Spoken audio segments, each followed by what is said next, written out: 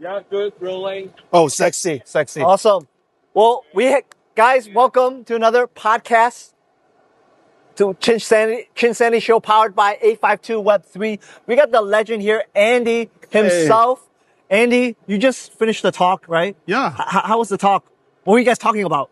Oh, man, we're talking about Bitcoin policy and how governments are adopting Bitcoin policy. That's awesome. I think that's a good chat, you know, but sometimes it's a little bit too early, you know? Yeah. Don't have the energy yet. And yes. So how was the policy? Like, how's the policy like in Asia, Bitcoin and stuff like that compared? I think to be very, very honest, you know, when you look at the policy that was made by the Americans, right? If you see from a media standpoint, it happened suddenly, right? Suddenly they love Bitcoin. Suddenly, is it because of change of administration in the West? Definitely. And then it all happened. But of course, before that, there's a lot of framework that are being introduced. You know, there are a lot of policy that are being made. You know, so American, of course, they do it fast, right? Thanks to Trump. But if you shift your gear back to Asia, many of us are still trying to catch up, right? I think Hong Kong is doing a good job. Pakistan, he was also... really? Yeah, the government was also on the stage with me just now. Pakistan is doing well. Bhutan is doing well. I think Philippines also come out with their sort of like their policy for Bitcoin as well. So I think these are good, right? Singapore is not so much. Malaysia, Thailand, not so much. But all these countries that I say they are trying their very best to come out with a more supportive framework. You know, they don't immediately go for Bitcoin reserve, but they will talk about different policies that build towards a more sustainable framework. That's what I see. You know, so I think it's a win-win, man. Especially in Hong Kong. You know, from really skeptical about digital currency all the way now is like very bullish on it. Very pro, man. I see the regulators trying to do sales. You know, it's like, hey man, come to Hong Kong and do business. I think that energy is good. So I think from the energy standpoint is perfect, and it's the right time to push things forward. Because if you look at the price perspective, it's doing well. Big institutions are pumping money in, doing very well. I think these are the way to get things going, you know. So I think it's very positive now. Yeah. How are you feeling the vibes and stuff of this conference compared to? I mean, I feel like you've been to so many conferences and stuff like that. How are you feeling about this vibe here in Bitcoin Asia? I think I saw a few of my friends. You know, many of them are Bitcoin whales. Okay, right. So they are here to look at mining. You know, they are here. Yeah, there's a lot of mining. Mining because why is that? You know, just to be really honest, you know, although in China, most of these are banned. Yeah, right. But I think a huge part of the mining power still belong to the Chinese people or Chinese friends or Chinese living abroad. Right. So talking about mining here is a very dear thing to them. Right. You know, but again, I am also very worried about these miners because very soon, if the price doesn't catch up, all of them are going to say sayonara, goodbye. Yeah, you know? because it's not going to be sustainable for them, right? So I love seeing them, you know, trying to do the last burst to try to get in more people, more power. Right. But also at the same time, you know, it could be a sunsetting industry. You know? Yeah. Oh, you really feel that, huh? It could be. Because it fluctuates with price. It's determined by price. Yeah, because it's determined by energy price, determined by the price of the Bitcoin. So it's not an easy game, you know. If you compare this to the early days, you know, or from what Bitman is trying to do, you know, Dia is trying to do, I think they walk a long path. And because they look at a longer time frame, they are very sustainable, right? But the new ones are not so easy, you know. So I wish them good luck, man. But overall, the vibes here are really good. Yeah.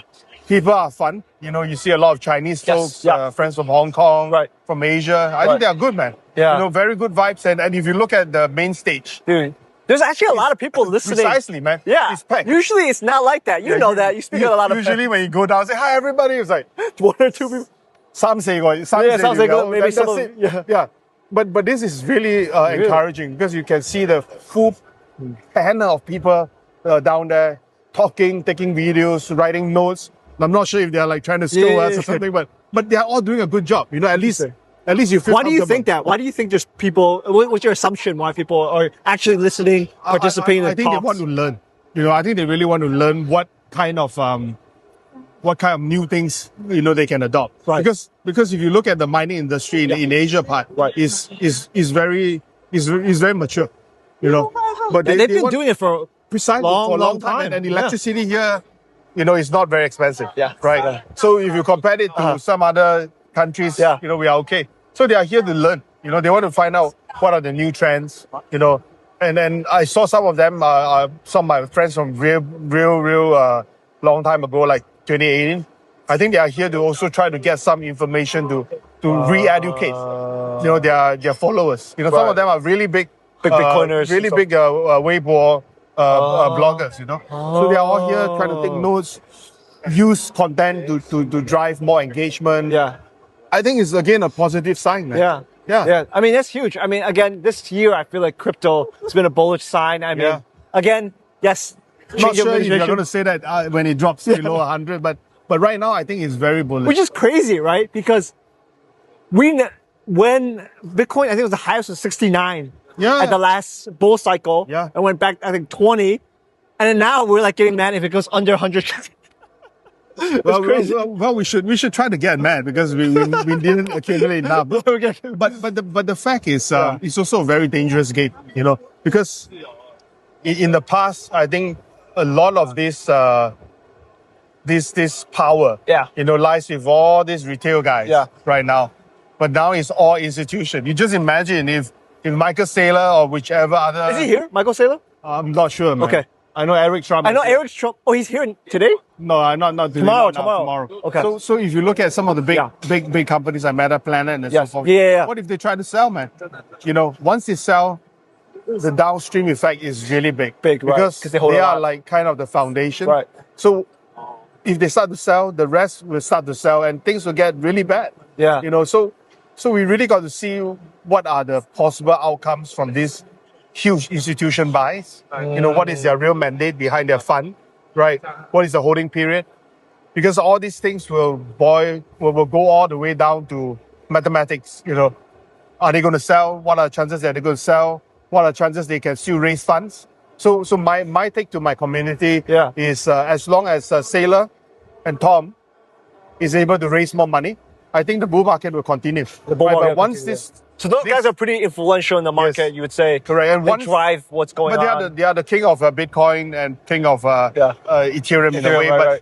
But if you look at it in the fundraise manner, once they stop the fundraise, no new money comes in, then we got to get worried. Right now, I think it's still okay. You think it'll be okay for the rest of the year? Or it's hard to predict. It's really hard to predict because I'm not sure what are their fund mandates or how are all these other family offices that are accumulating all this Bitcoin and Ethereum. What is their stand? Is it they get a 20% and they cut half, sell half of them? We have no idea, right? So we just got to be very careful. Yeah. And I think it's more of a time where someone bought it at 120 and you pray really hard that someone's going to buy it 121, 122. You got to do that all the time, right? Yeah. So that's also one reason why, we start to speak. You can see Saylor, we start to speak. I think it's about trying to give people more confidence, so that of course his portfolio can grow. That's the most important thing. And also try to gather more people. Hey, man, buy at 130, man, brother, Are you seeing more people that had never bought crypto getting into crypto, seeing that crypto 100K is rising? And I think from a institution part, yes, it's very true. I see retail part not as much. Single family office, multi-family offices are getting into crypto in a different manner. Right. Some are through ETFs, some are just buying spot. Right. But retail is tough. It's tough. How many of these retail guys are going to put $1 million into crypto? How many people have $1 million? No, I think they are, but they're not even getting 10 BTC back, so they're not going to be too happy about it, right? So I don't see them putting into BTC, and it has been a institution-only game for the past months, So I don't see that going to change because because institutions hold. Do we need retail then for mainstream adoption or whatever the narrative is to onboard people? Is that more institution or retail or? I think you need both, right? Because institutions can be very robotic. After I reach this threshold, this amount, goodbye, right? But retail guys, sometimes they put 100,000 there. It's for the long term. Right. You know, they say, oh, I'm going to keep this for my kids. Right. It's like a 401k kind of retirement fund. Precisely. Right. So the strategy is very different, right? And the fund mandate is very different. So I hope to see a good balance. Right now, I don't see the balance. It's just all institutions and stuff like that. It's all institutions. And some of my friends who are, especially in the Chinese region, they are selling their Ethereum. Because but their cost price is much lower, right? So them selling it, I understand. Yeah. You know, but by selling that means that it's going to be harder for them to come back in again, right? Because it might go up again. And yeah. stuff So like that, I hope that those guys who sold early, they could come in again from another altcoin perspective, right? Yeah. I think that is still healthy, right? Healthy, right? You earn the money, you put it back, support another project, get it up. I think that's clear. But what I'm really worried is that they cash out and they're caught. You know, it's hard to predict. It's hard to predict. It's hard to predict. Yeah. So something that's I'm really curious about, right, is having Eric Trump here in Hong Kong and stuff like that. Like, what do you think? Purpose or something? Why he comes? Because it's pretty big, you know, being in Hong Kong. Actually, I wanted to meet him, you know, but then I was kind of lazy because I need to go through my friends and then your connections. Yes. So I dropped the idea. I know CZ is also around. I also didn't want to meet. Yeah. Because he was in Japan too. Yeah, it was a very busy time, right? Yeah. So based on what I see, Eric is here.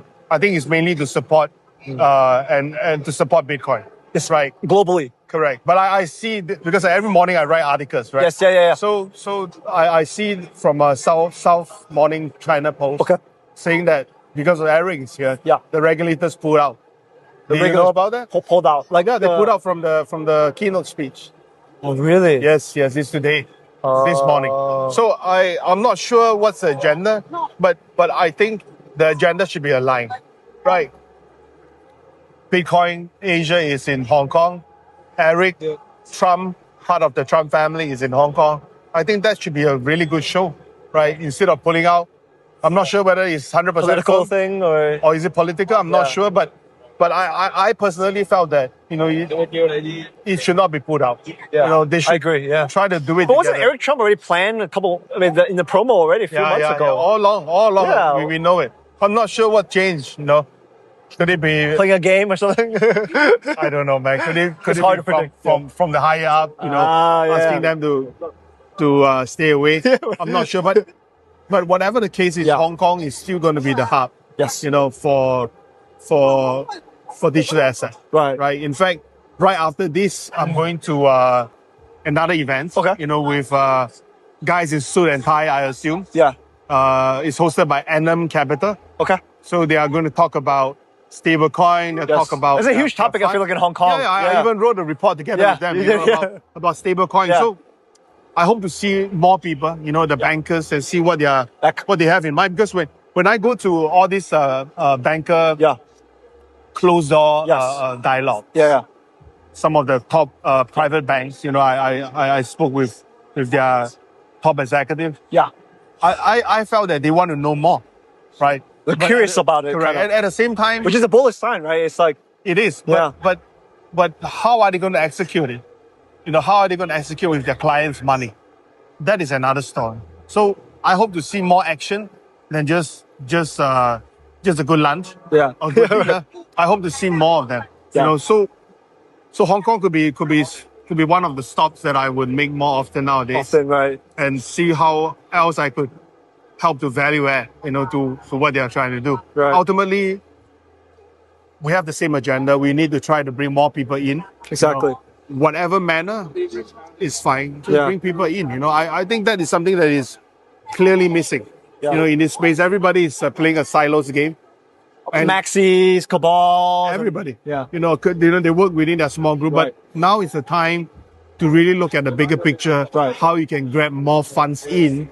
So to pump others back? No, just joking. So how to sustain the whole ecosystem. Yeah. Now it's about sustaining. Right. Of course, by bringing people in, you're pumping other people's back. Right. But I still felt that the bigger agenda is to keep the industry afloat and supporting the ecosystem so that it's sustainable. So that is something that most of us really neglected. You know, all the miners, for example, when they come in, they only talk about their own mining. I don't blame them, right? Yeah.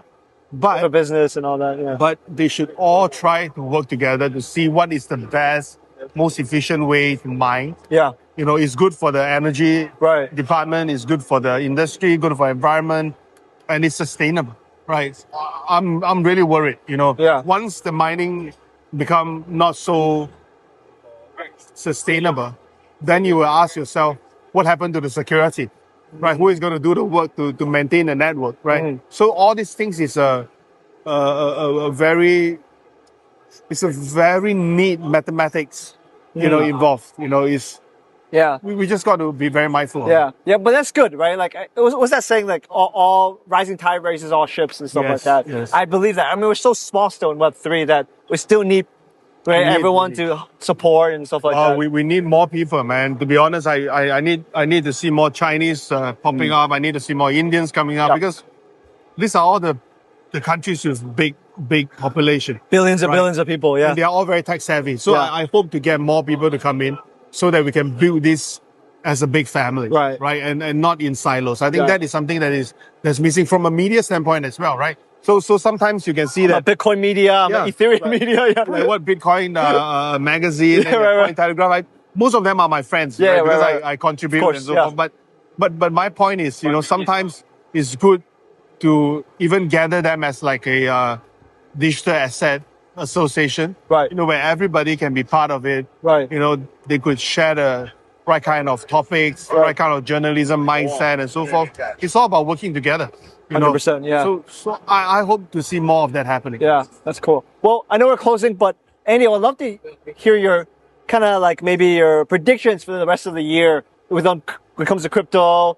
What do you feel like is going to be happening in the next 4 months to the end of the year? The next 4 months, we should be going into a much better cycle. Okay. You know, because right now, if you can see the dips, it comes back pretty quickly.